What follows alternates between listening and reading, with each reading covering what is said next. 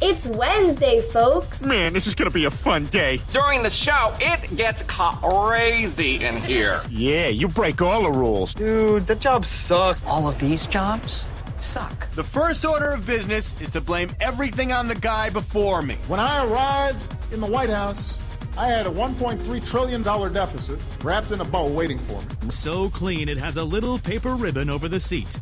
Hi, everybody, and welcome to NSS. This is the Reynolds Report. Amazon announced on Monday that it plans to start producing original feature-length movies, aiming for a dozen prestige films per year that will screen in theaters, followed by a launch on Prime Instant Video 30 to 60 days later. Really, Amazon? You deliver packages. Now you want to make movies? I mean, I know Amazon does more than that. I predict, however, a huge bottomless money pit. Oh, and by the way, maybe instead of wasting tons of money on movie making, you should pay your employees a living wage. Just saying.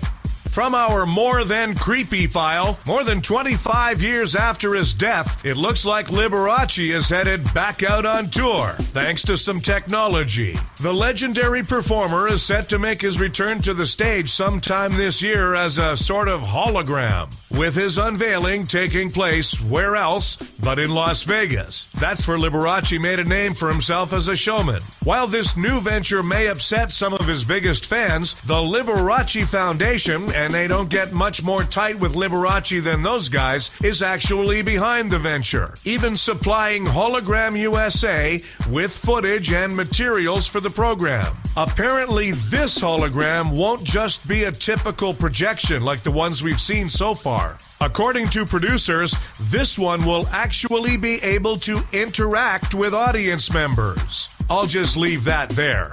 The NFL's investigation into deflated footballs on the weekend continues. You know, they could have easily found out who deflated the footballs in New England, but the NFL made the Patriots get rid of all their spy cams.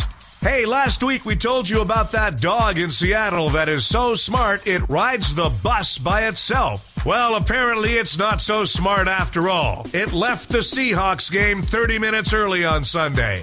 For the first time ever, The View was beaten in the ratings by another daytime show called The Talk. However, both shows are losing viewers to something called the off button. In Florida, a teenage boy was arrested for posing as a doctor. After hearing about it, Dr. Oz said, "Wait, it's illegal to pose as a doctor?"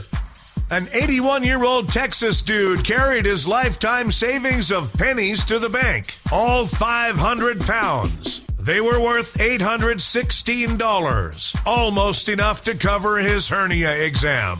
Bradley Cooper of American Sniper had to eat a whopping 8,000 calories a day to prepare for the role. Drop and give me 20 push-ups, soldier, and 25 cupcakes. There's controversy at the Miss Universe pageant. Lebanese people are upset that Miss Lebanon took a selfie with the representative of Lebanon's enemy, Israel. But Miss Lebanon claims that Miss Israel photobombed her. Of course, she could have chosen a better word than bomb. A cancer researcher says that by 2050, hardly anyone under 80 will die from cancer. Of course, exempt are those of us who insist on eating convenience store hot dogs. Lindsey Graham is considering running for president in 2016. He looked at the field of mediocre candidates and realized that the American people deserve a wider selection of mediocre candidates. Thanks, everybody. We have a new episode of The Reynolds Report for you every weekday. Be sure to check out The Being Frank Show starring Frank D'Angelo, live Tuesdays and Thursdays at 3 p.m. Eastern here on NSS.